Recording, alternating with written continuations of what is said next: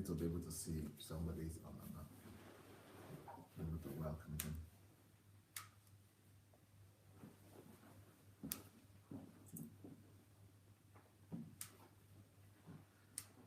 Okay.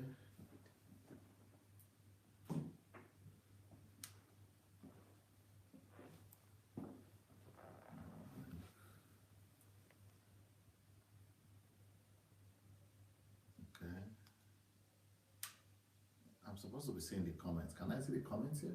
Yeah. I'm not seeing any comments here. Nothing coming.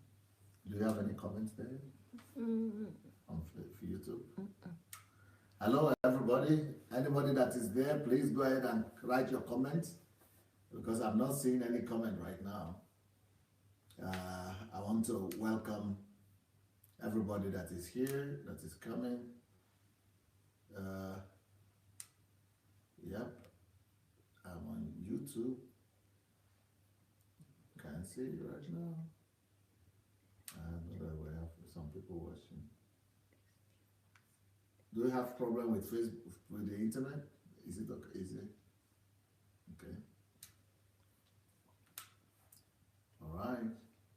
Let me know if there's anybody there.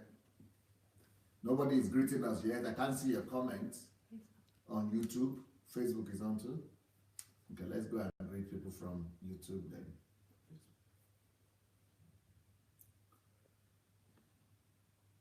Okay, no problem.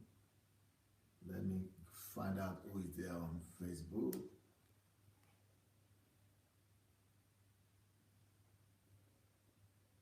Okay.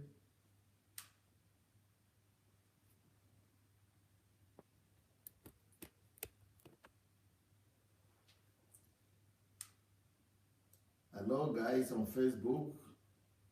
All right, let's quickly go and share the message and the link for both for people on YouTube and Facebook. Please go ahead and share the message. Who do we have here on Facebook? We have here Honorio Day. We have Stephen, Vanessa, Francisca, Orenuga, Davidenka. Wow, Perez. Yes, Perez is back. Idore Charles, Vanessa. YouTube live chat is not on. Oh, I see. That's the problem. YouTube chat is not on. Sometimes it happens like that. The other, I encountered that one time. Lisa is here. They are saying hi, Perez. Hi guys. Charles Smith, Ifeyiwa, Precious, Esther, Francisca, Ophel Ritze, God's Power, Alex, Tracy, Cecile, Ademola. Yep, please go ahead and invite your friends. Let's go share the message both on YouTube and on Facebook.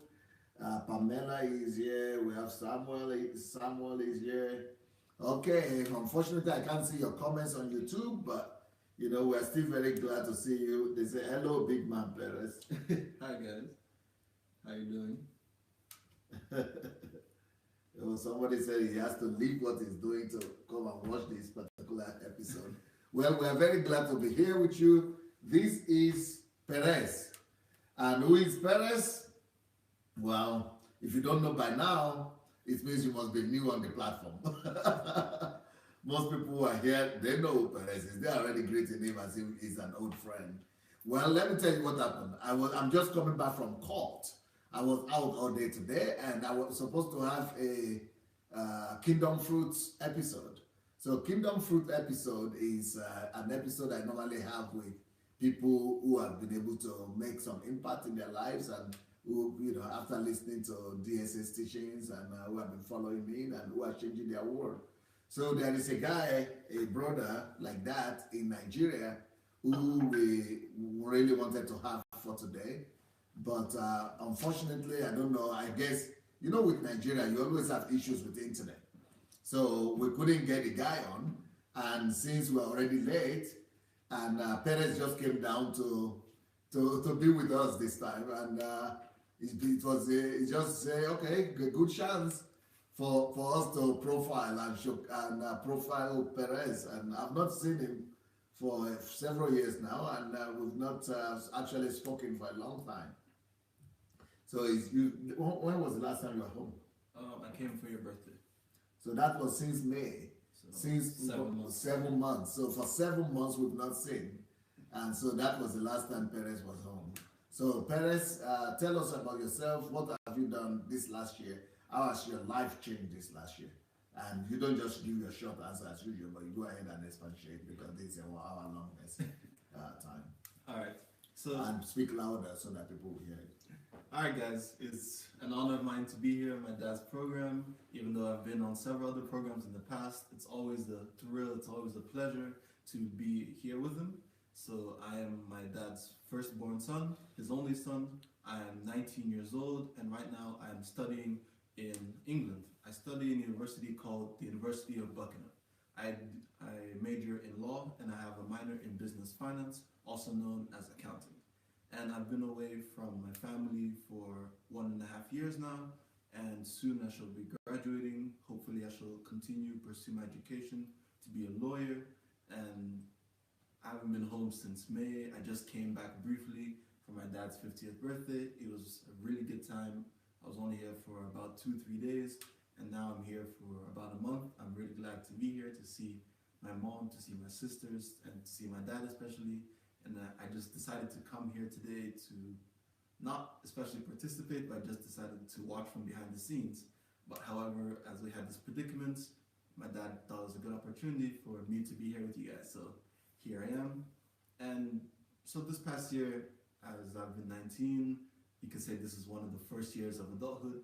Even though I started university earlier, many people think that, you know, when you turn 18, when you turn 19, that's when you're properly an adult, or in some other places 21. So as I've been 19, it's been a hard year because we tried to get the highest grades possible, and you also try to be involved in any other extracurriculars as you can. So obviously with school, you have to do your studying, you have to do your library, you have to do your self-education, all that Dad has talked to you extensively about. And my school, it's an accelerated course. So a normal bachelor's degree in the UK would be completed in 3 years. However, this course is accelerated, so I'm finishing in 2 years. So the pressure is even more, it's even more tense, the tension is higher, the pressure is greater. So in order to fit this 2-year program, this 3-year program in 2 years, we have lots of little breaks. So if a normal university... A lot of breaks? No, little. We have little breaks. Little. Sorry, forgive me. We have little breaks. So if a normal university would have a summer break of, let's say, 3 months, my school, we have a summer break of 3 weeks. That's why I wasn't even able to come home over the summer holidays, because our break was only 3 weeks. So as you can tell, lots of studying I've been doing throughout this past year, and also... Water for you? Okay, for me. Okay. And also, because I was doing law with accounting, in June I also asked to be taken an extra module of law so that I wouldn't be missing out on any extra law courses that we're doing. So ever since June, I've been even put a greater load on myself because I'm doing an extra module compared to everybody else in university. So it's been tough, I can't lie, but I've been raised in the mentality, I've been raised to have a way of, you have to do the hard things first. And that's why I even had the opportunity to go and do so. That's why I even thought of, well, if I can take an extra module, why should I not? So that's what I've been doing since June. And also in June, I became president of my university's basketball club. And I took over the reins of the former president who was graduating. And I've been the president, I have a vice president and secretary. Also became the co-captain of the team during that time. So my responsibilities, they vary both from the academic side to also the physical side, the sports side. And we go all across the country to represent our university. So far, we've had 6-7 games, and we haven't lost any games yet so far. Wow. Last season, we came second in the league. So What league? It's a league. University league. Yes, different universities and different sports clubs. So we play against people our age, people that are older than us, people that maybe played in national leagues, people that played in different universities. So I just play in that league for my university. And last year we came second. This year we're trying to go first. and we haven't lost at all this year, so we're trying to continue that. So I really learned that probably the most important thing that I've had to learn is time management, because it's not easy to have all this schoolwork that I've been assigned, and also responsible for my basketball team, having to plan how we're gonna get to this city, when is our next also game, being the captain and being the captain and the president as well. and the president. Is it the president or the Yes. chairman? Okay.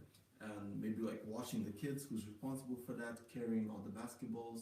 So time management is really important, and learning how to prioritize. And I've really learned that you try to do what you can as early as possible throughout the week. If I have an assignment due on Friday and I have, for example, Thursday free, and I have practice in the evening, you wouldn't want to just have your practice and then after practice, when you're tired, have to complete an assignment.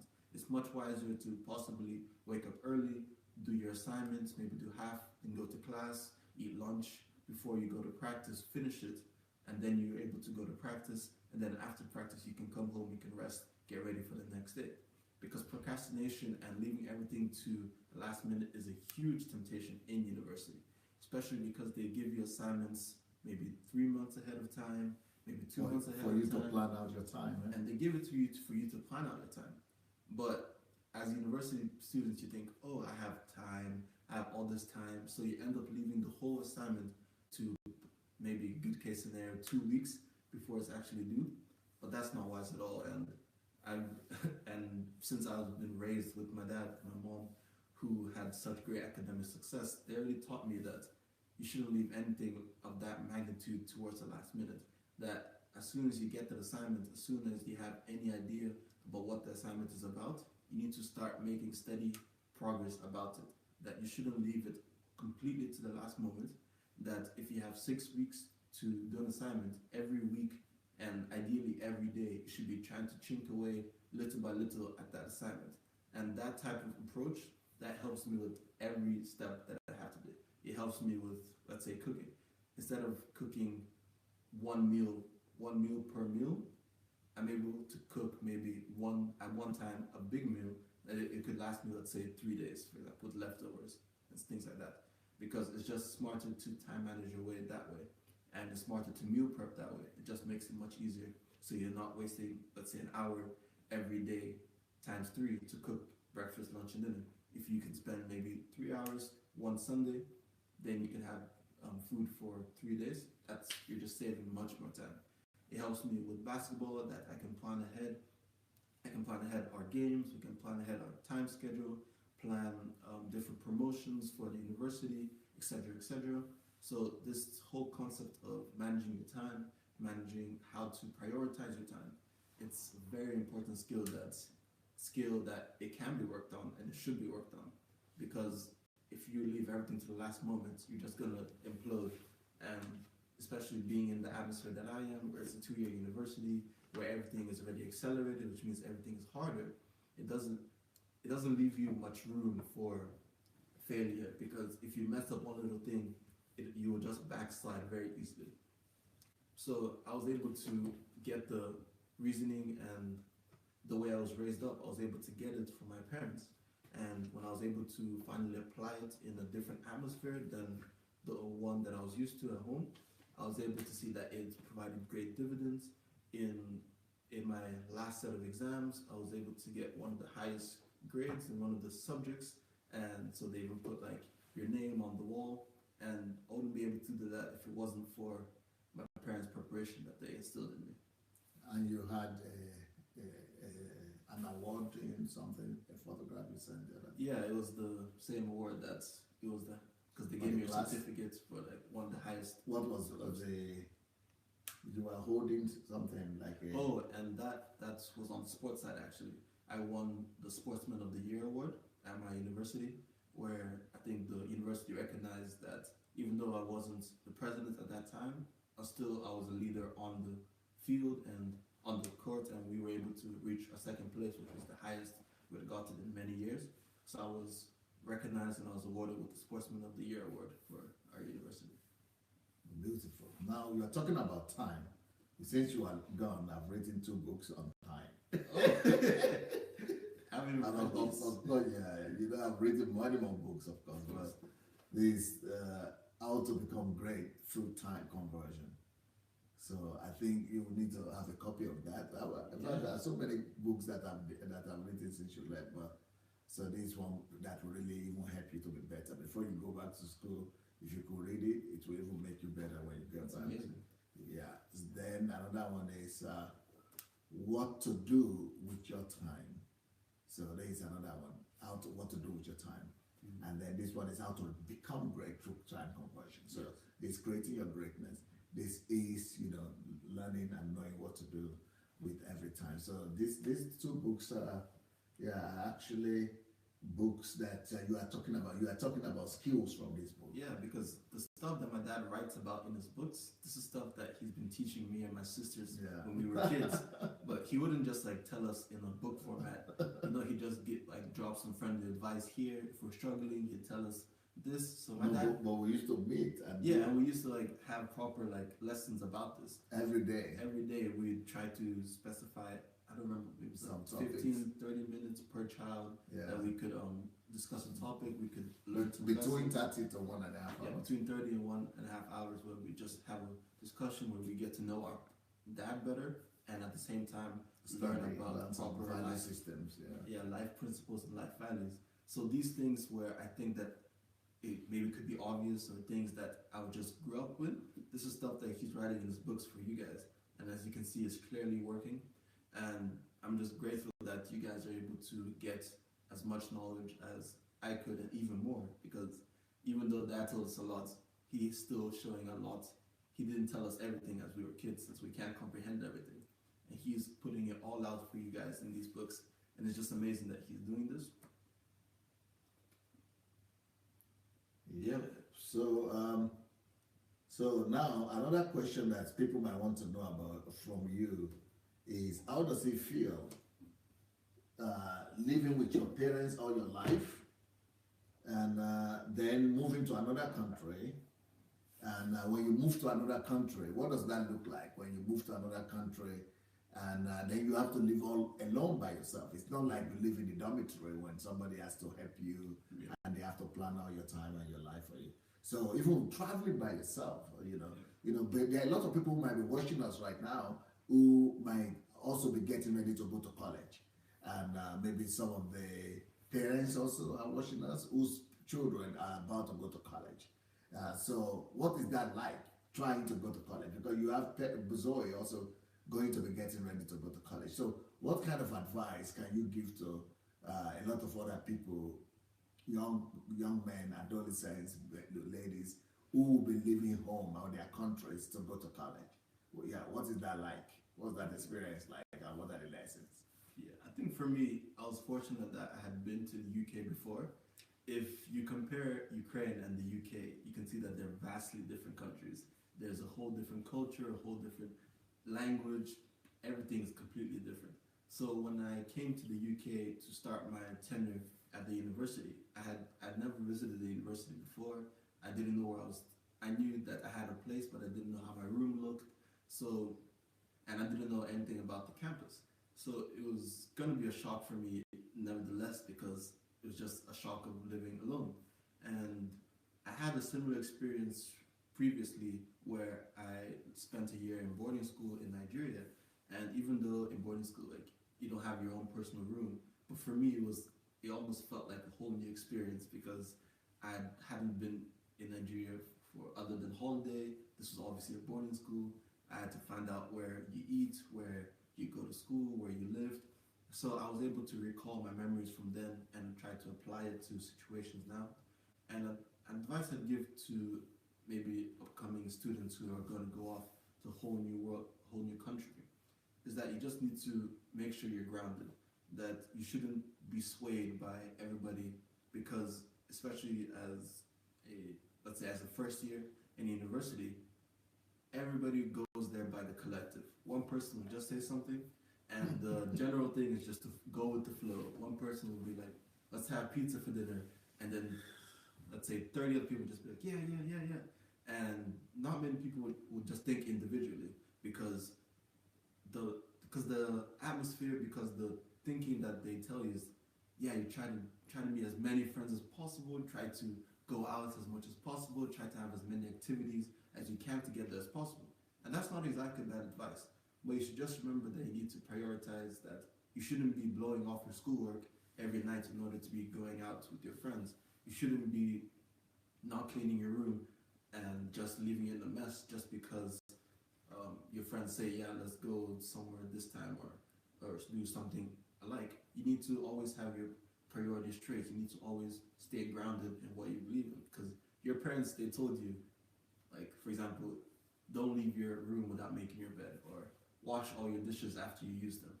And in university, when you're alone, when there's no one looking out for you, because everyone's looking out for themselves in the end, nobody's going to be telling you to, you have to go make your bed, or you have to wash your dishes, or you have to do laundry, or you have to vacuum the floor. You have to do that all by yourself. You need to have a system, or you need to have something inside of you that is strong, that won't be swayed every time someone suggests something, that you will just leave all your responsibilities and go. Because that's just a huge thing that first years they do, that they just like to be as a collective and do everything together, and which usually means that they are not taking care of their responsibilities. The most important advice I can give someone is that if your parents have taught you well, they've taught you in a way that you believe is right, that you believe that they've reached their success by following that way, why would you stop following that way just because you moved out of their house? If you believe in the way that they've raised you, and of course maybe there might be some little things that you don't agree with, but if you believe in the general principles that you were taught, then it makes no sense to just depart from them as soon as you have some freedom. So I think for these upcoming students, you just need to remember what your parents taught you, and you should always just have a strong foundation of what you do, because at least for me, I know in America it's very common for you to have a roommate, but in my university you have your own room. So you have like a sink, you have your closets, your bed, your desk, etc. So no one was taking care of that for me. I had to clean it, had to take care of it. So, and I assume that would be the situation for many other people, where they won't have maybe roommates that could maybe help them in some way. It'll be all you.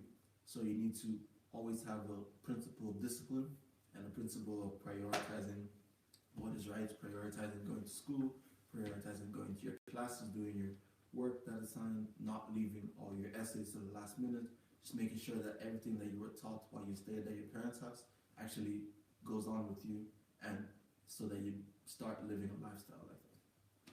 When I was in university, I remember when I was 19, and then I came here when I was 19, so I had my birthday. I could remember it from my birthday because I was 19, then I was already 20, so I celebrated my first real proper birthday here when I was 20 years old. So, but talking about academic excellence, okay, the strategy that I used, and there was a situation that pushed me into that strategy, was because I was coming from a domila, and I've never spoken English when I was back at home. I never did speak. Okay. I was learning English as in the classroom. There is always English class, a subject. Yeah. So, and then I will read, but I never actually spoke English with anybody. Interesting. Yeah, so only one time I could remember myself speaking English, when I met Aunt Susan. Okay. Yeah, but I went to the house and I just said one sentence, one phrase. So I never really spoke English, and then so my accent was definitely Ijebu Yoruba accent. So when and then that was the way I came here to Russia, and I needed to learn Russian language. And then I came late. I came 2 weeks late, so the classes were already going on, and people were already beginning to speak a little bit of the language. And so my teacher said I would never speak the language because I was so late, and he couldn't understand my accent, and so everything was so much against me. So that pushed me to say, okay, the Bible said I was going to be the head and not the tail.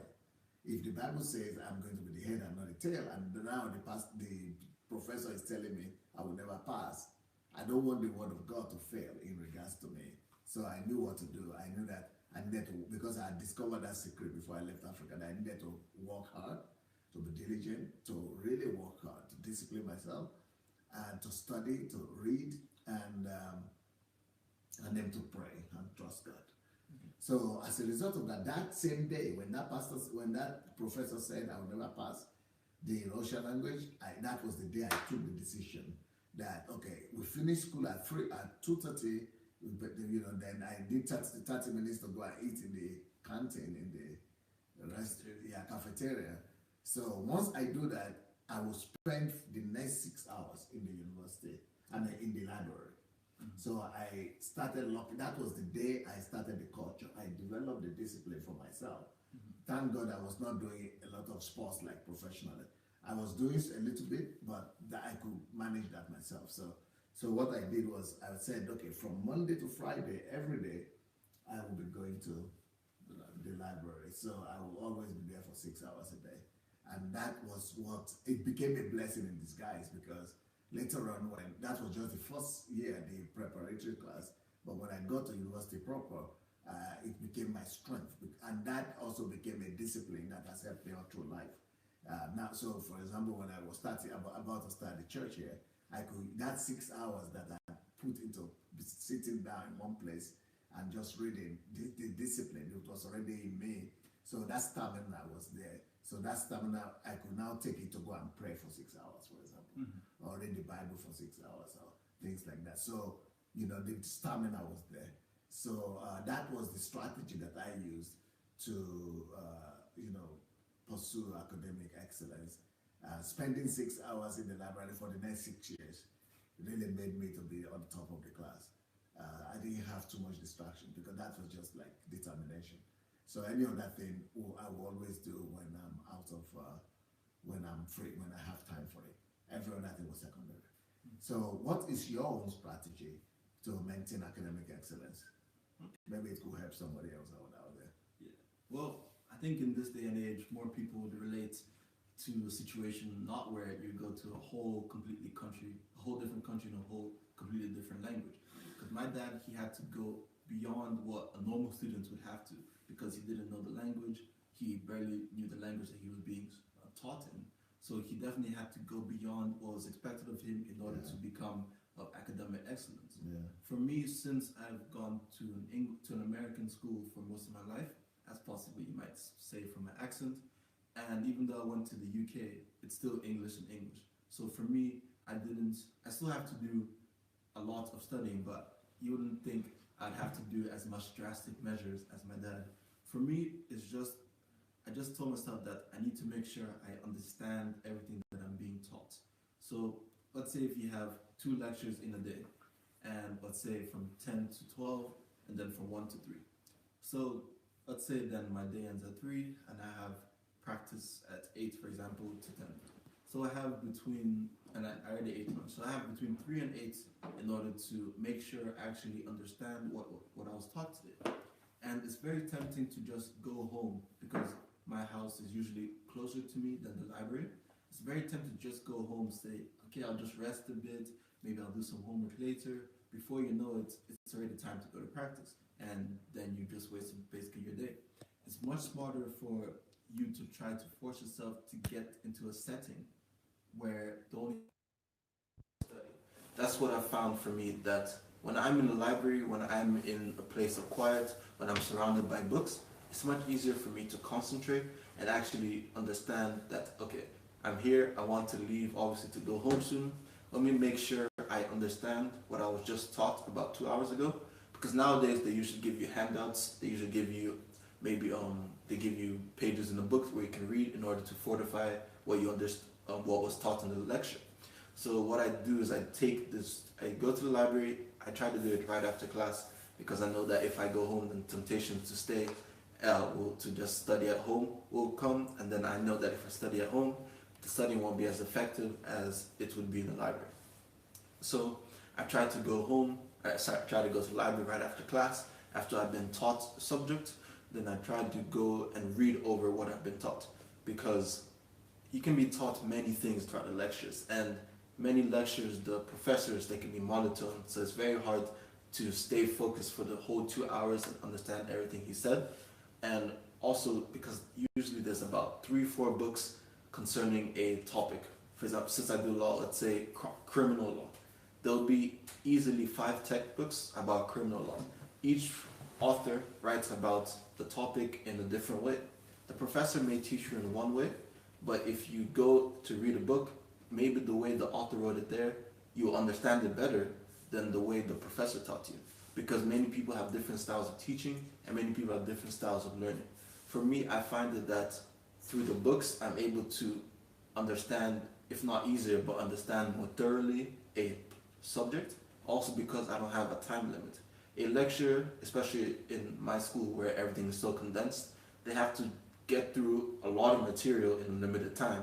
Not that they skip over things, but that means they have to go over things quicker than if it was, let's say, a 3-year university where they'd have more time to properly explain everything. Thus, at least for me, what I try to tell myself is that I can't leave until I understand the topic that was taught to me today. And because even though I have like other responsibilities like practice, then I'd have to leave for practice. But I'll try to tell I can't leave early until I properly understand what I've just been taught. And they also, at least in my university, they might give you some examples of questions that might pop up in an exam or in a real life application. So the way I would be able to test myself is, will I be able to answer this question right now after what I've read in the books and after what I've been taught by the professor? If I feel like I can properly give a good answer, then I feel like I've learned the topic and I feel like then I can go home. But if I feel like I'm still shaky, then I have to continue reading, maybe go online, look at some sources online. And so I think it's just important to try to find all the sources that have been presented to you, because now universities, they pride themselves in giving as many resources to the students as possible. So I think it's really smart to actually take advantage of all those resources that you are being presented with. And at least for me, because many different topics, they're very hard to understand sometimes. However, reading the same topic in 5 different ways, it really helps understand it, and then I'm able to form my own way of understanding it. And also, it's very important to write down, if not during the lecture, write down from the book what you understand in order to give yourself some sort of overview. That's also what I've learned, that you may learn word for word everything in a book, but if you don't grasp it, if you go in the exam and they throw the question off slightly, then you're stuck, because all you know is just word for word, but you haven't actually understood what they're talking about. Because if you have a proper understanding over a topic, even if they switch up the question on you, you'll still be able to understand, because you still understand the whole concept.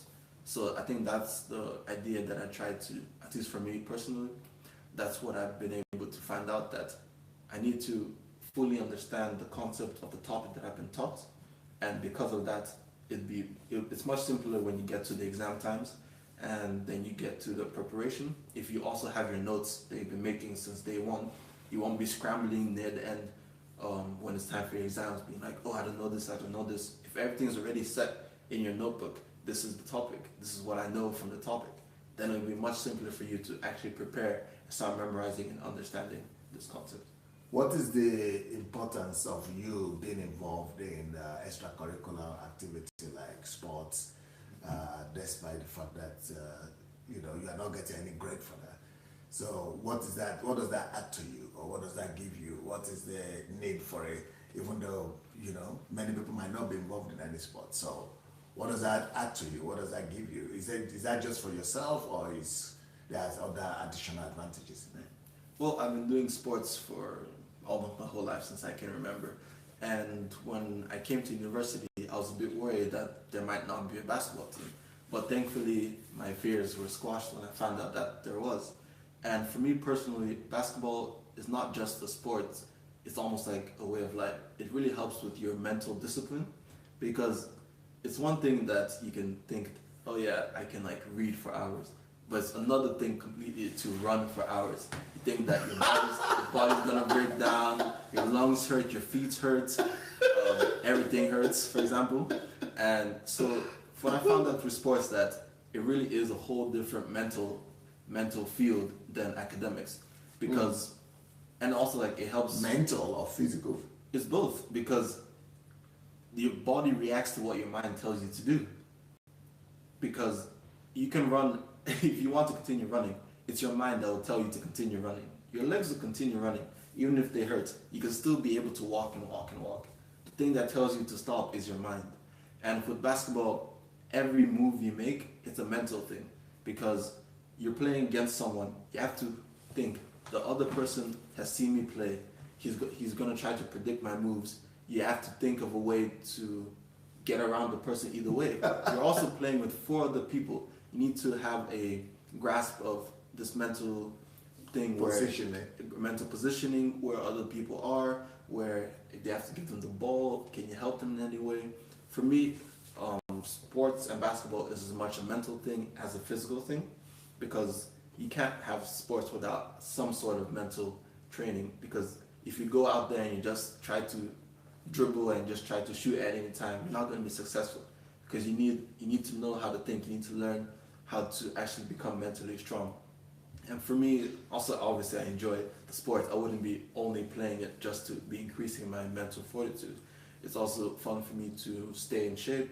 It's a fun way to bond, because obviously if I do law with accounting, I mainly only see people that are in law. I mainly only see people that are in accounting.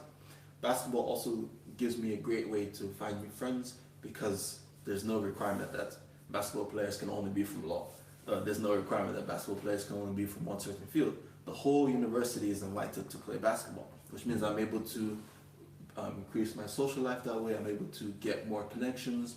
And through sports, you find that you just get a bond through sports, because you're trusting people, especially if this means a lot to you. For example, if winning a championship means a lot to you, you have to trust your teammates, which means you're going to have a bond with your teammates.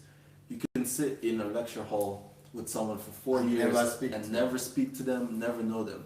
But in basketball, you can't be a player without communication, without trust. So you need all those things. So for me, it's a great social benefit as well. It's a great mental, it really helps with my mental strength, because if you can, for example, if you can play basketball for 3 hours, that's your mind telling you to do so. It's not only your body. It could also help when you transfer that mental strength to academics, like with my dad, that he was able to just sit and study for 6 hours. That also takes mental strength.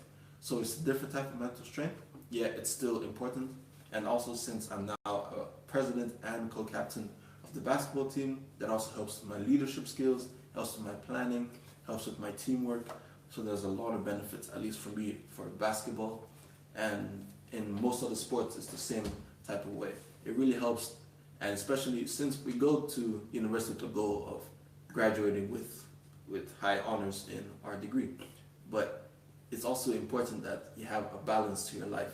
If you only stay, because even Dad said that even though he wasn't doing as much sports as me, he was still doing some sort of fitness in order to maybe clear your mind, or in order to give your mind a rest.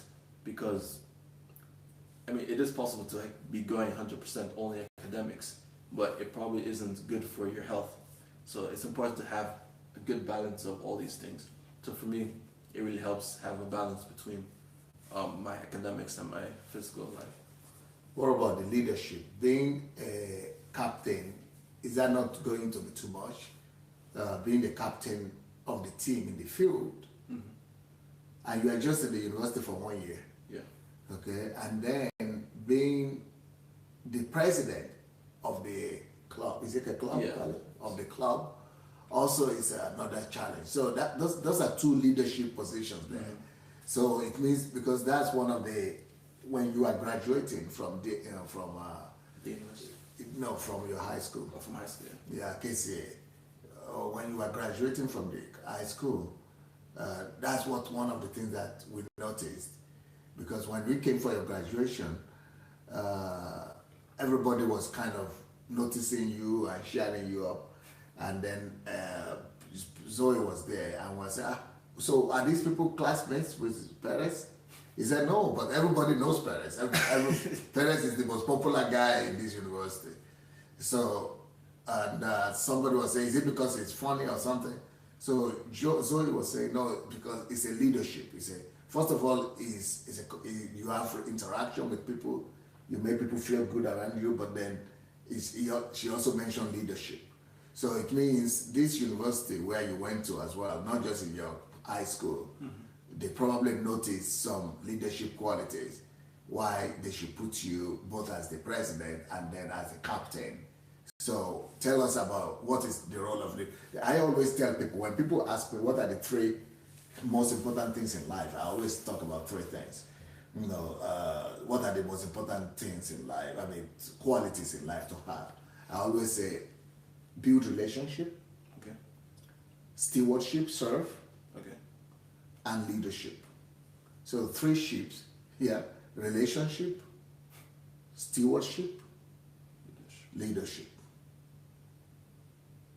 So those are the things that will really position you in life to be the best person that you could be out there and to be of a blessing to the rest of the world. So leadership.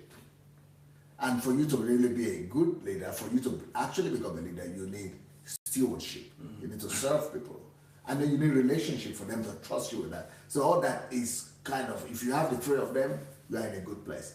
So what will you say about leadership? Since maybe you want to mention a little bit about leadership in your high school, or maybe is it more in your, did you start noticing leadership traits in your high school, or you started noticing it in the university, or what is that coming, where is that coming from, and what's your position, what's your thinking about leadership? How important is that for you? Okay. Just to clarify, when I say captain, that's captain of the basketball team, that's for what's happening on the basketball court. So when you go out there, the people that start, they always say like, who's captain? So you shake hands with the other captain. So you're responsible for the people on the court, and then like you're responsible for getting people the ball, for scoring, etc. When I speak of president, that's for stuff that's off the court. That's for planning on where the basketball goes, where the kids go, where's our next game, etc., etc. But I'll get back to that in a bit. So leadership, in my school, every year there's a conference that you go to. It's called the Student Leadership Conference, and I remember in high school. Or? Yeah, in my high school, and I remember going for it. I think it was in Hungary, and when I went there, I thought I was a bit out of place, because usually when you think leader, you think of a loud guy, an extrovert, someone who knows everybody, someone who's friendly. And in my school, I was sort of like that. As Zoe said, that many people knew me.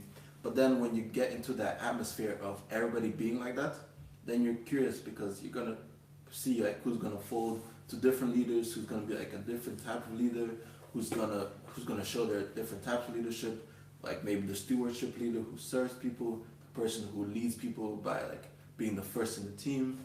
And there I always thought I was a bit out of place, because I felt like I was going to be more of a stewardship leader, but then by the end of the conference, it seemed like I was more of the person where people was following. So that type of conflict, you could say, would follow me throughout all of high school, where I want to maybe be more of a serving role, be more behind the scenes, but because of my personality and maybe my physicalness, where I was tall, that I'd end up being more like on the front stage, center of attention. So I carried that with me onto university, and I got there to my basketball team, and I was thinking that, I just got here, I don't know if I want to like intrude, maybe like show them like the leadership thing right away. So at the beginning, I was just focusing on playing basketball, just showing them that I can be a valuable asset to the team. And by doing that, people just started to see the type of leader that I was, and in that aspect, I was trying to be more of the stewardship serving leader, while just trying to, make the right play for my team, make sure that my team was doing well, maybe give the open person the shot, score when I have to score, etc., etc. So a few practices, a few games, and then my team members started coming up to me, and they were saying, "Hey, like, you're a good player. Are you sure you don't want to be like get closer to like the captain position? Are you sure you don't want to like take sort of like a bigger role on the team?" And I think for me that was really eye revealing, that even though I may want to be more of a stewardship leader, the type of leader that is probably better for me and probably I can be of more impact is the type of leader that's out in the front, that is running the show, you could say. And I think that's when so this is probably about last year around maybe in the middle of the basketball season, that's where I think I like accepted that I was going to be more of that front of the front of the show type of leader, where I won't be like behind the scenes. And so that's around the time where I started becoming like the co-captain of the team. And then after the season was over, the president was graduating, and we had to hold elections for the new president. And almost everybody elected me to be president. And earlier and throughout the year, I was thinking, would I really want to be president? Would I really want to be like representing the club as a person? But when that time came, I knew that I was ready for it. I knew that I really wanted to. I realized that even though I would be almost the face of the club, that I could still serve the leader, serve my team, serve everybody through my actions. And as I realized, as I got into this role, all the things that I do is actually serving all these people. Because if I don't wash the basketball kids, who's it going to be for? It's going to be bad for my team. If I do wash them, it's good for my team because I'm serving them.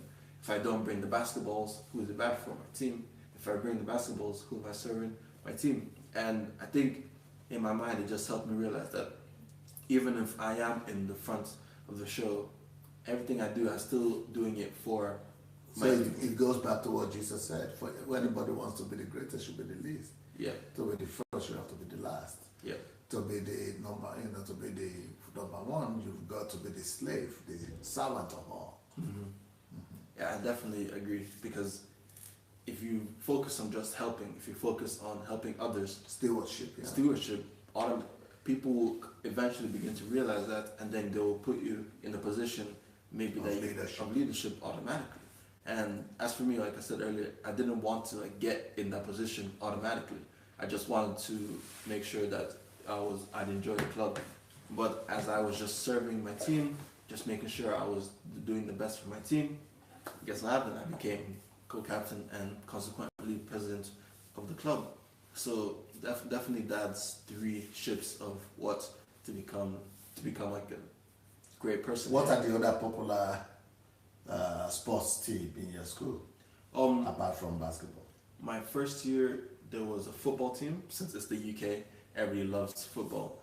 But this year, for some reason, there was no football team. Okay. I think they couldn't find either a good league for them, so that was disbanded. So they used to be like the number 1 big team on the campus. Okay. But since they aren't around now, at least for this season, so basketball became the number 1 sports team sort of in the university. So we have many people many fans that are coming to our game. We're also trying to promote like fans. We start like putting our games, our basketball highlights like on YouTube. We like have flyers all around the university to say you can come and watch our games. And also badminton is a big sport at our school. And there's other things like tennis, netball, things like that. But basketball is becoming pretty big, especially since this year. It's been pretty big at my university. And what about your courses, your main course, which is law and accounting? So which one would you say where you feel yourself most comfortable? Do you think you have, after looking back, you have half the course, right? You have half 3 quarters. 3 quarters, so you are more than half, beyond half. So what would you say you are doing? Do you know what you are doing right now? Do you think you know what you are doing? And do you think you have made the right choice, or you are still studying, you are still on the, and which one of the 2 will you say, or you would just like to combine the 2? Or how do you see yourself navigating and assessing and looking back at the degree in terms of the future professional wise and and the future after graduation and all that. So how do you think you have made the right choice? Because some people might still be having doubts, or some people might be sure that I'm actually in the right place. Okay. Well, originally I was only going to do just law without anything, but my mom, she pushed me to try to do something else, try to do law with something else, because I knew I wanted to do law since maybe I was 11 or 12. But she also thought that in order to give myself a little bit of variety, because I wasn't sure what type of law I wanted to do, when I entered university, like what type of law I wanted to study, like future, what type of lawyer I wanted to be. So she also recommended that I do a different type of minor in order to give myself like, so I could experience different types of fields. So I chose accounting because I thought that if anything, money with law seems like those two would be sort of connected in any case. So as I've been studying, as I've been taking different law modules, different accounting modules, I think I am confident that I prefer law to the accounting, even though the accounting I understand more, not understand more, but it's a concept that I'm used to more. Because with law, it's a whole different area. It's like you need your critical analysis, you need your legal analysis, you need to bring your own opinion, you need to like gather opinions of different people as well to form your own opinion. With accounting, it's stuff that everybody's done. It's like math, it's numbers, you just need to follow a formula. With law, it's like they're looking for a specific answer, but they're looking also for your version, specific answer.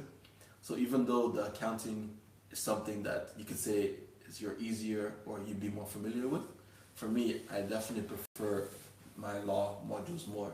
And that's also why I asked to take an extra law module so that I wouldn't be missing out on any law classes. So I know definitely that law is the type I want to go to. I know that it's a sort of financial law that I'd like to. Ideally, I'd be able to mix both my law degree and my accounting degree and to get that into a profession. But that'd be like difficult. So for now, I'm going to do the financial law, yeah, because there are different law areas. You know, it could be financial law, economic law, or it could just be different. So this mixture gives you the preparation to be able to do law in the area of finances, economy, industrial. There's like corporate law, taxation law, banking law, etc. So I was thinking that that's the area that I do want to go to, that type of financial corporate law. And I think when I do my master's, I want to do it in banking and finance law, that it will really help specify. And when I finish with that, I'll be able to have, like when, let's say, law firms look at me, they'll be able to see that he has a background in law, has a background in accounting, and he also have a background in banking, which would sort of make me different than the rest. And honestly, any one of those avenues, I think I'd be very interested in. But ideally, it'd be finance law that I'd like, because it'd be the closest to mixing with the accounting and with the law aspects. So I think ideally, if you do a major and a minor, you try to find a job that require both, or at least a little bit of both. And what I've come across is that this area of finance law, and as I've done my research on it, since master's will already be done like next year, since I'll be starting it next year hopefully. And so after all research, after finding out different laws, that's the type of law that I figured out I want to do. Now, you remember you had a meeting, an opportunity to speak to one doctor from Finland. Yes. Yeah, and he was also trying to advise you before you went into the university. Do you remember your conversation, and do you think it was, a blessing that you spoke to him, or you can't remember? I remember slightly, because this happened, 2-3 years ago. 2-3 years, definitely before I went off to university. But he was the one that, he helped like mold the idea that accounting would be like a good second, like a second background to my law. Because at that time, I was thinking I'd want to do something along the lines of immigration, because I like had Nigerian law and immigration. Yeah, like immigration law. Because I was thinking like I have a Nigerian passport, I need a visa to everywhere, and then other countries don't need a visa to like anywhere. So, or stuff like immigration, like refugees. I was thinking like find a way to do that, find a way to use law. Of people knowing that. And then I was thinking like, and then he helped me like understand that it's actually harder than like what your mind tells you to do. If you're like, your mind can tell you like, oh, I want to like do this, but he like helped me actually make it like realistic. He like helped me show the way of how he was doing, and he also then used his life as an example of how he came up and how I think he wanted to do something else. Ended up being like professor in many different universities as well. and then he helped me he recommended like different types of law, and he also helped me like trying to figure out like he made me like be real with myself, not like what I would think would look the best, but things that I think I'd be like most effective in, things that I'd be best in. And I think that's how I was able to think that something along that finance avenue. So that was like always in the back of my mind. And then when I was given the option of doing law with the minor, accounting would be like the closest to that money type of avenue in real life.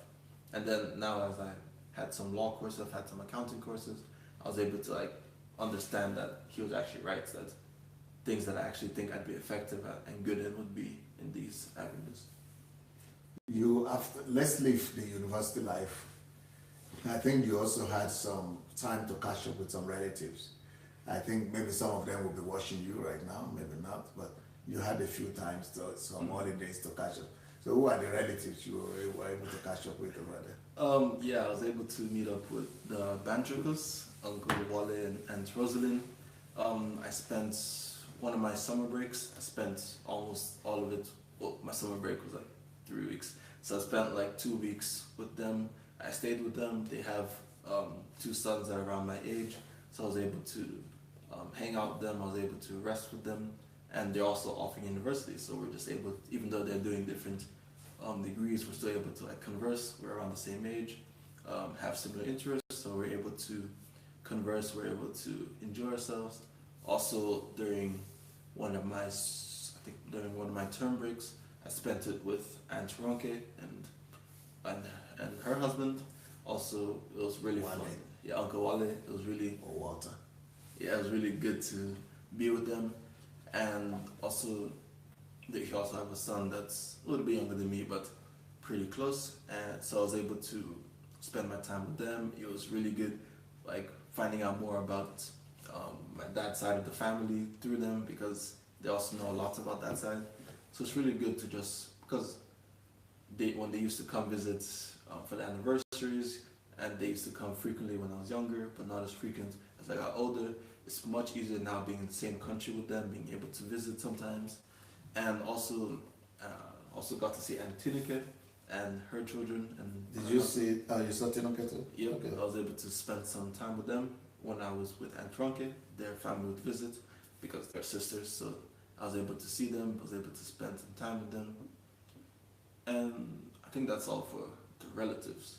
Also spent some time with Pastor Dele and his family. Okay. Even though not our relatives, but they're very good family friends of ours, and it was really good to see them. Because. And you spent time. Did you spend enough time with Pastor Gray though? Yeah, this was mostly before I went to university. Okay. When I was like deciding like where I was going to stay, I stayed with him for some time, and I got to really know his church, got to really know. Now you're a man of your own, right? Yeah. So now you go and stay where you want. Yeah, now I have like more freedom. I know more of the country, more people, more connection with more people. So I'm able to not just be in one place, but try to visit. But do you get to see him in the university, or does he come around? Yeah, even though we don't have the same classes, we'll still see him because it's a small town. It's sort of like our town in Irpin. So it's a small town. So I do see him maybe driving his car or going into some classroom while I'm in the library or something. Okay. So I see him and his wife from time to time. Now, what have you been able to make some friends? Because some people say university is a time to strike some lifetime friendships and things. Definitely. I think if you go into university and you leave with no friends, then you definitely did it wrong, because being in university where so many people come from so many different backgrounds, it should just be interesting for you to find out how people got there, how people grew up. And my school is very international, so people from all over the world, people that I never think I'd see people from, or people, from countries you never knew you know. Yeah, countries you never think you'd even like, places like Maldives, Mauritius, Guyana, the Bahamas. So if my roommate is from the Bahamas, so I never thought I'd live in the same place as someone from the Bahamas, for example. So just like that, you're able to make true lifelong friends, because when you're in university, in a place where you are able to choose your friends. In high school, it's more like you don't really get to choose because you're there, like you go there every day. You sort of become friends just by being there. But in university, when you're more or less adults and you get to like properly choose your friends, I can see why. How do you get to choose friends? How do you even get to know who you're? Because you don't choose your classmate. I mean, your roommate, right? Somebody just put them there. No. Or you get to choose. How do you get to know who you want to be with and all that? Well, like I said earlier, when I lived in student accommodation, I had my own room without any roommates. Right now, I live in an apartment with my roommate. So we chose together. We chose the apartment together. We chose to live together. But you never knew them before you never knew him before you got there. Yeah. So the first year when I stayed in student accommodation, I stayed alone. So that's when you're able to like find new friends. You see them through, like I said, either through basketball, through your classes, through any social events the university can organize. And as you spend this year with them, as for example, in your mind, you're thinking, okay, next year I don't want to stay in accommodation, I need a roommate. Then you're like, for example, you're thinking like, who I want to be a roommate. As you spend this much time with them, you get to see like who's serious about their studies. If you're in the library, you always see the same person. And if you go often, you're able to see that this person's serious about their studies. If you see how they are when they're at the social night out, you see like different people. And when I say like you get to choose your friends, even though like there might be 100 of you in that same law class, nobody is forcing you to like speak to every other 100 people. You get to choose like who you enjoy spending time with, who you want to like converse with, who you want to continue being with. And through that, even though you could say that it's limited because you're in the same university, universities are generally much bigger than high schools. So that's why you get to choose more of your friends. You get to truly decide like who you want to spend your time with. Because as I said, I lived alone in the room, so if I didn't want to spend if I truly didn't think I had friends spending time with, I could just go to my room, or I could spend time with people who lived like in other rooms in the dormitory. So just like that, like. It's from your best friend then is from Bahamas or what? Yeah, I have a good friend from this is my roommate from Bahamas. I have another very good friend from Nigeria, and I think those two would be my closest. The guy from Bahamas, my best friend used to be from Bahamas. Yeah. Does he remember him? Or yeah, does he know? He doesn't know him personally.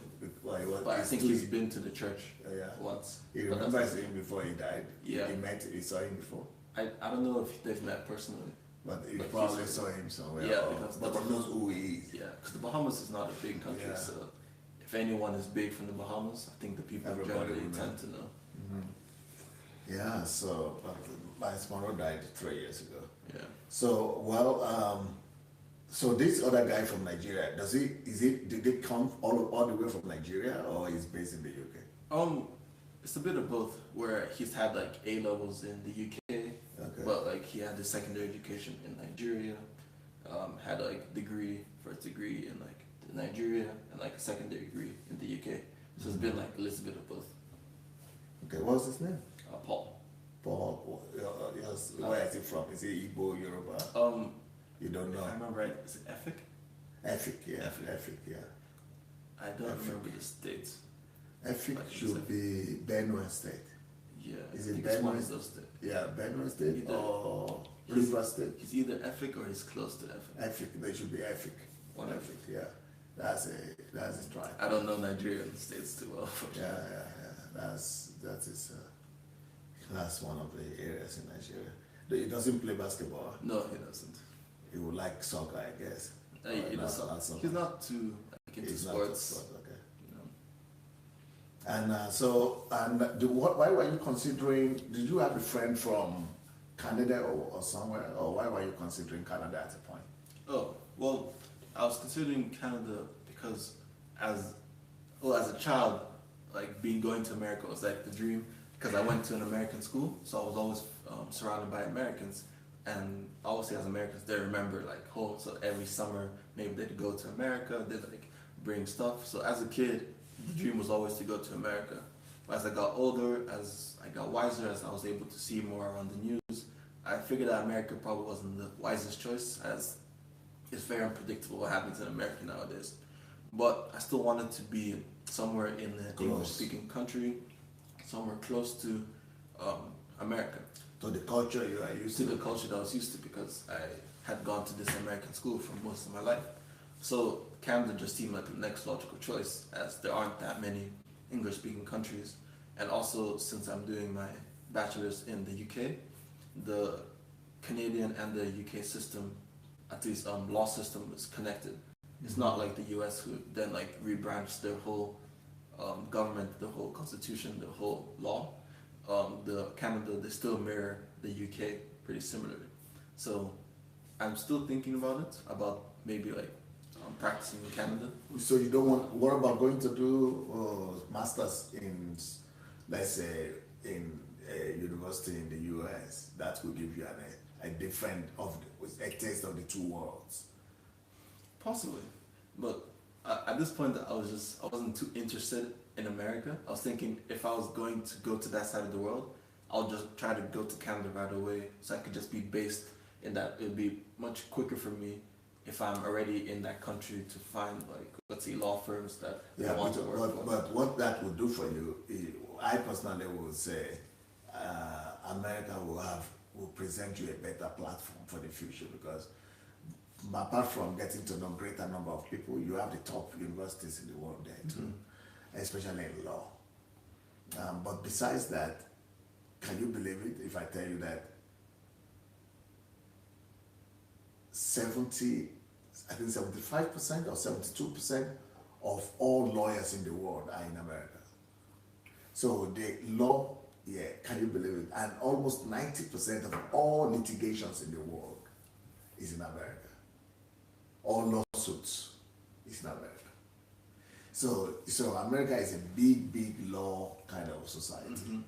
So it will be interesting to know their law and their system a little bit.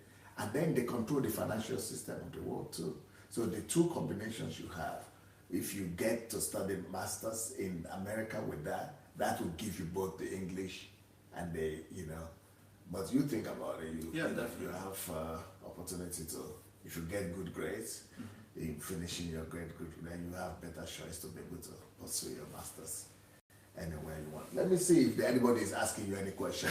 All right. Yeah, on Facebook. Mostly they are just complimenting you. Oh, thank you guys for all the compliments. Yeah, so complimenting you, complimenting me, complimenting mom. Yeah. So what do you plan to do while you are at home this time? Do you just want to rest and take some time to just, how do they call it, to chill out, or what do they call it? Or do you just want to study, or just be around us and see what we would like to offer, or what? Yeah, so far, I haven't even been back a week yet, but so far I've just been enjoying my family's presence. I've been taking care of my sisters. I've been talking to my parents. As today, as you can see, I came down to just be behind the scenes with what my dad is doing. So far I've just been resting and just been like appreciating my parents' company. And then also plan to start the process of applying for my master's while I'm here. And because I already finished my bachelor's in June, so I already started. Okay, EFIC is Cross River State. Cross River, yeah. Okay. Go ahead. Yeah, so while I'm here, I just also want to start thinking about the future, thinking about where I'm going to apply. So just start narrowing down my search. I already have the topic in mind. I just have to narrow down my schools, narrow down the countries, etc., etc. I'll also see some friends around while I'm here. I try to, because whenever I've been in the car riding in the city so far, I've seen that there's lots of new things that have popped up in Kiev while I've been gone. So it'll be really fun to go and check out some of those new places, to explore the city again, to explore the city that I grew up in. It's always fun to come back home and be like, oh, now there's a mall there. It used to be like a field there. Oh, there's a kiosk there. Oh, it used to be like a shoe shop. So it's always interesting to go to the old places where you grew up in and see the differences there.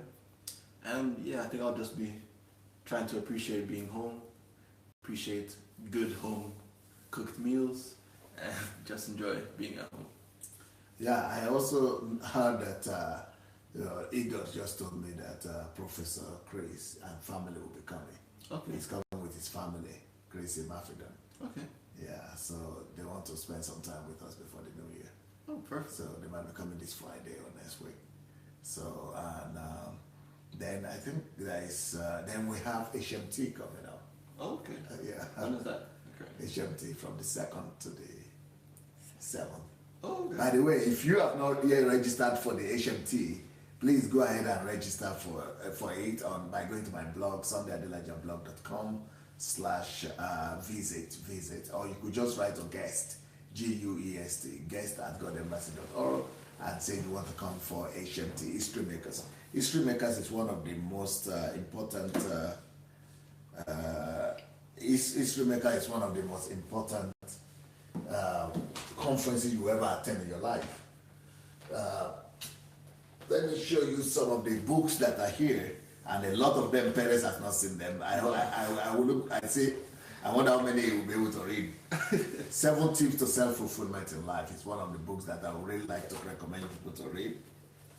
How to Be in the Here and Now. Do you know this one? Yeah. I have it in Russian. Yeah, I've read it in Russian. Okay. How to Be in the Here and Now. Let Heroes Arise. Let Heroes Arise. That's another new book here. And where there is money, where there is problem, there is money. Raising Up the New Generation of Steve Jobs and Bill Gates. I don't know if you have this. I feel like How to create your own net worth. How to secure your financial future. How to build it. Secure financial development. The dignity of labor. How to develop a nation through dignity of labor. Who am I? I can't see the book on opportunity. That's the one you translated. Translated. Yeah, I spent one summer translating one of Dad's books from Russian to English. I think it took like 2 months. It was pretty tough because my dad uses good words. He writes really articulately, and I was trying to keep that same level of professionalism in English from Russian to English. That was really tough. Nigeria and the leadership question. Oh, this is the leadership book that you might be interested in because I took this one back last time. Okay, only God can save Nigeria. How to make Nigeria the greatest country in the world. By the way, these books you can actually become a distributor for them if you want. It's open for you to become a distributor for these books, and you'll make 60 to 70% on every book. So if you want to become a distributor, just write to DSS Books, DSS Books, one word, at gmail.com. So to be a distributor, just show your interest. We want the book to go around, and we want as many people to be able to be blessed by these books. And or you just want to buy them, you can buy them on Amazon or on the blog, sandeyadelaja.blog.com/books, or just write to dssbooks@gmail.com. Nigeria economy, the way forward. This is about the economy. You might be interested to get to know what my thinking on the economy of Nigeria. Now, how the Nigeria economy can overtake the American economy is another book. I think I've heard a sermon on this. Yeah. I haven't read the book. An article, you get that. Yeah, an article. Problems, your shortcut to prominence. Yeah. Stop working for Uncle Sam is another one here. How to regain your lost years. No one is better than you. That's another great one. So this is the opportunity book. I don't know if you have it. No, it's different. Yeah, it's a different cover than the one I was used to. Yep, that's it, the English cover. So let me see if anybody has any question here for you. Okay.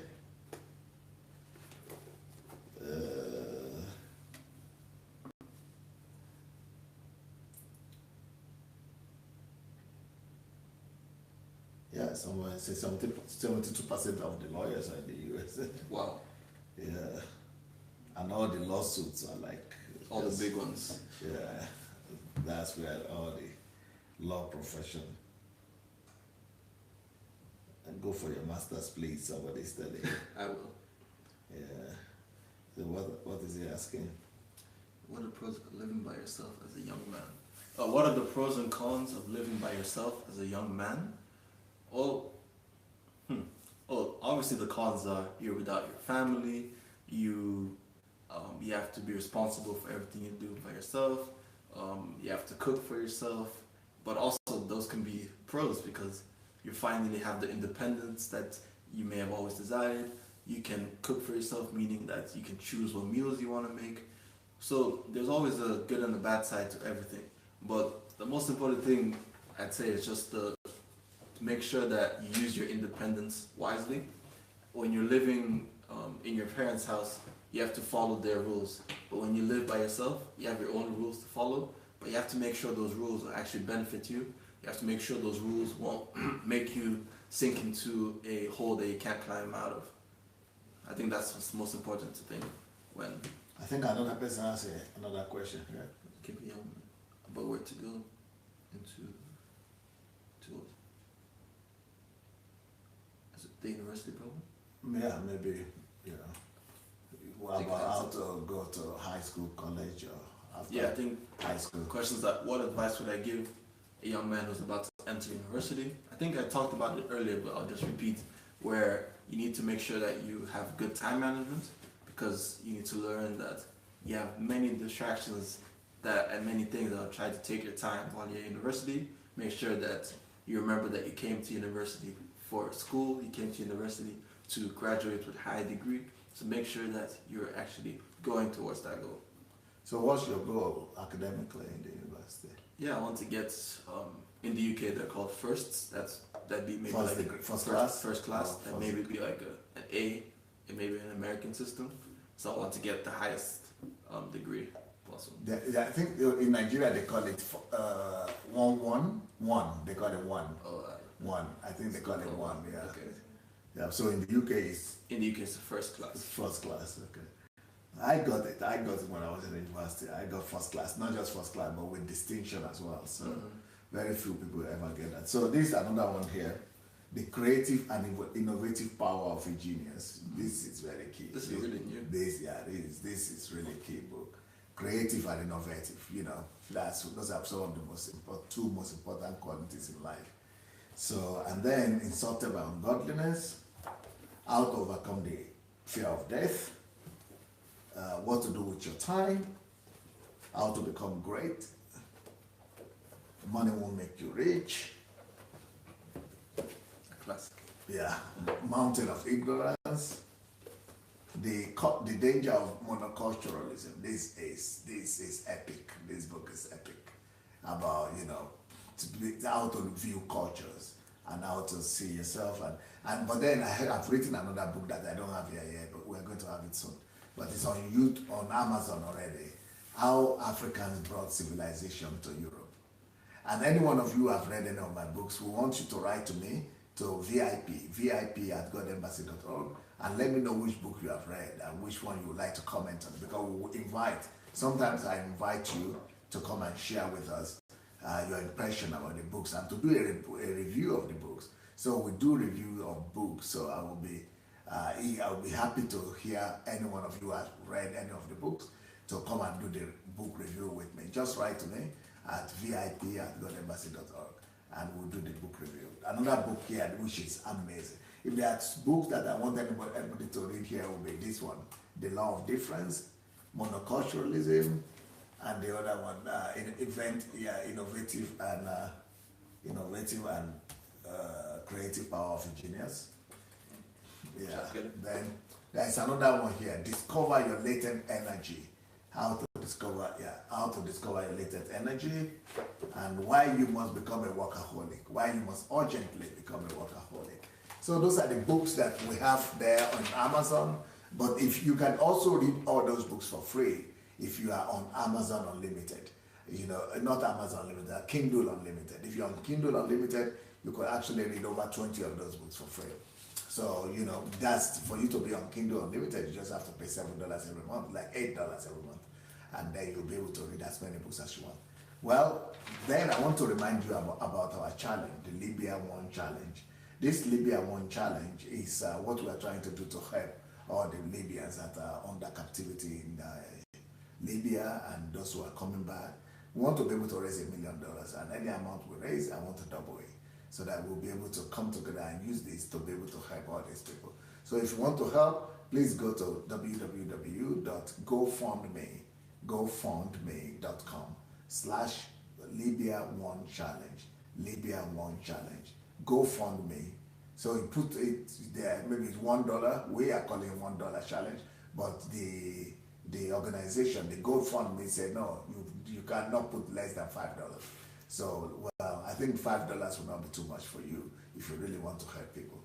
So let's go and put any amount we can put, maybe more than that. But the most important thing is that we want the information to go viral. So we want you to call out 5 names, challenge 5 people, call them out by name, and tell them to also take up the challenge, to go and put in their $1 there, and also to go and invite at least other 5 people to join in the campaign. So is there anything you'd like to tell people who are watching us? I don't know if you are going to be able to come back to, maybe most likely you're going to be back one day, because most likely we'll be back on your birthday. Because I don't know, many people are still talking about the lessons you gave to them on your 19th birthday. I think I gave almost all of them. All of them already, yeah. But maybe this time it's just going to be interaction or something. But you are going to be. Is it next week? You're going to next week. You're going to be 20 years old. 20 years old. Wow, 20 years old. What does it think like? What does it look like thinking about it that you're going to be 20? I mean, I don't feel 20, which is weird because it's weird that I've lived 20 years. And it seems like at 20, it's like we're entering a new decade. I feel like we're entering a new era in my life. And I'm just looking at, since my birthday is almost at the very end of the year, every year, calendar year, is basically like a full year of my life. So I'm just looking at 2018 as a whole. I'm just trying to make it one of the most impactful years of my life. I'm trying to graduate with high honors in my degree. I'm trying to start my master's. I'm just trying to do everything else good I can in between. So as I turn 20, as 2018 approaches, I think I'm just ready to tackle it and to make 2018 one of the best years of my life. Okay. Somebody is saying, what is the greatest lesson? You learned from your dad, yeah? The greatest lesson I probably learned. Too many for you to know the greatest. Too many. But probably one of my favorites is that I shouldn't be scared to be great. That I shouldn't try to limit myself to, an average job, an average salary, a mediocre income. That I think everything I do, I need to do it to the capacity of being great. I need to do it with the intention of being great. And I think it's not only the lesson that I think is so important, but it's the belief that I can be someone great. Because it's one thing to want to do something, it's a complete other thing to actually believe in something. Yeah. And I think that belief has been instilled in me since I was young. And now that lesson of being great, how to be great, is something that I don't think I can ever take for granted. Okay, someone is asking another thing. How important do you think information technology is or relevant to you? Well, I think nowadays, especially in my generation, where we're growing up in, you could probably say, the technological era, we see iPhones, we see iPads, we see all these new technologies arise. And I think, at least for my generation, the internet is an excellent way to be a platform for you to grow. As you can see, my dad has been able to use Facebook Live in order to reach so many people, to reach thousands of people. And I think for my generation, for my era, it's even more important for us to use the advantages we have that the people of the older generations didn't have in order to spread our ideas more. So I think this information technology that we have, being able to just go on Google and search anything you want instead of having to go to the library to an encyclopedia, I think it's very important to be able to use that to our advantage. Okay, so he said he translated one of the books from Russian to English. Where did he learn? Maybe the 2 languages. Where did he learn? Well, we're assuming he means where did he learn the 2 languages. So English, I learned mostly from my parents and from school. As I said, I've been going to a English school, American school from young. And Russian, I just learned it from living in Ukraine.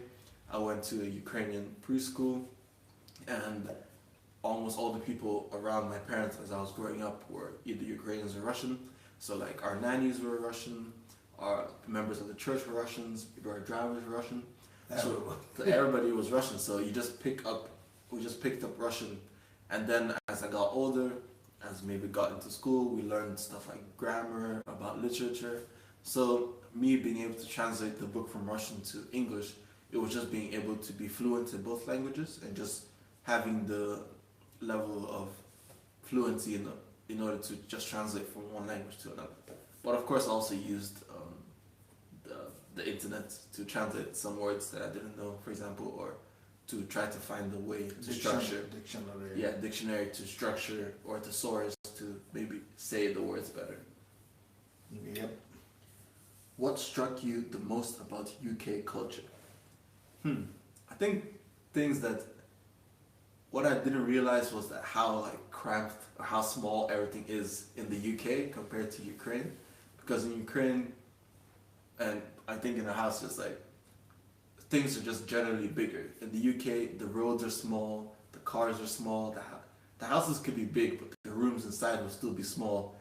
And I don't know if that counts as culture, but that was one thing that, for me, since I'm pretty tall, that's one thing that I really noticed. That's one of the reasons why I cannot live in the UK, especially in London. Everything is so I think so narrow, small. so crowded. The rooms are so small. Yep. Look at the room here, for example. You can't find such a room in. This is like 3 rooms in the UK.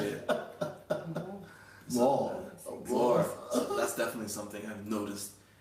Just you can't not notice for someone my size.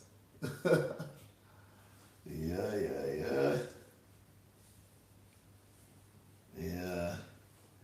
Okay, well, I think I'll have to come back in the next, in the next 25 minutes, really. I have to come back in the next 25 minutes. Well, welcome back home. Yeah, it's really good to be We've home. not really had time to spend time together in my solitude, but I'll be back on, so I'll be out on Saturday or Friday, and we'll spend more time together. But you have to come around more, I guess, if you have the opportunity. Yeah. The girls will be free from Friday, right? Yeah, from Maybe tomorrow. they'll come around more. Maybe we'll do some more programs with you people, maybe with you and the girls as well. Who knows? So, So I think you people have enjoyed the time, the special session with PEREZ coming back from school, coming back home after being away for over a year. About 7-8 months. Almost a year, yeah.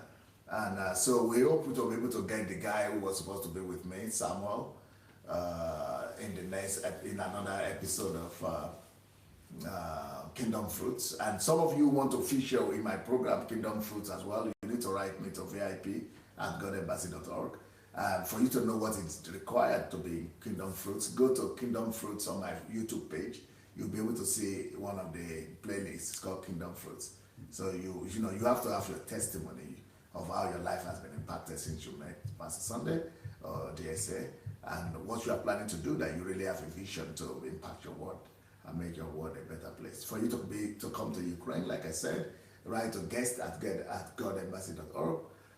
So we'll be expecting you. We are going to have a time of our life here. It's going to be, can you imagine starting the new year with HMT training? It's going to be awesome. I'm going to be talking about how to use order to develop a nation. The principles of order. Order as a blessing, as one of the greatest blessings that God has given to humanity. So that's going to be from the 2nd to the 7th of January. And or you could come for the new year. We'll be happy to have you. And to review any of my books as well, just let me know which one you have read. And write to VIP@godembassy.org. If you want to distribute any of the books, write to dsasbooks@gmail.com. If you want to buy as well, but you can buy on Amazon, and even read for free. But if you want to buy for ship, then write to dsasbooks@gmail.com. Thank you so much for your time. Peace. Signing off.